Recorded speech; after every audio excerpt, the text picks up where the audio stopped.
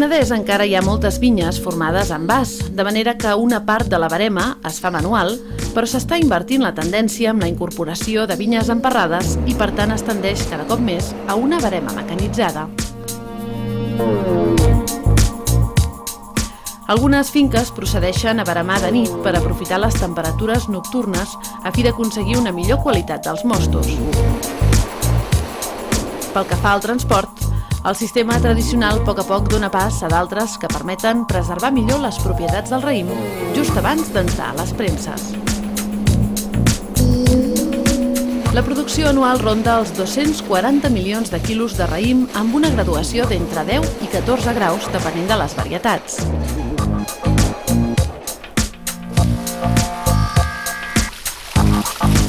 Des de principis dels anys 80 hi ha hagut una ràpida implantació de les noves tecnologies de vinificació, modernitzant la major part d'empreses del sector que són tan variades com ho són els vins que elaboren.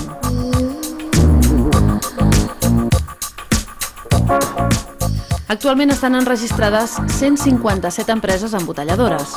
La majoria són familiars que van des de petites produccions fins a grans cellers amb renom internacional.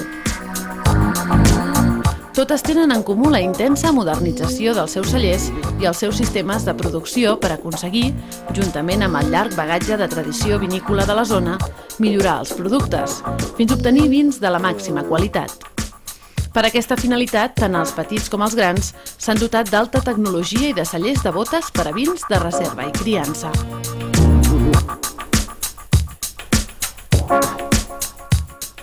Això es complementa amb les cooperatives més importants del sector i amb una estructura organitzativa exemplar que les ha fet especialment competitives en els mercats.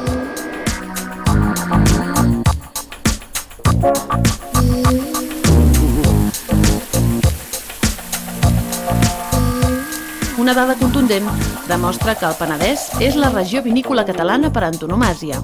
Sota l'empara d'aquesta denominació d'origen hi ha la meitat de cellers de Catalunya, sense comptar els que només produeixen cava.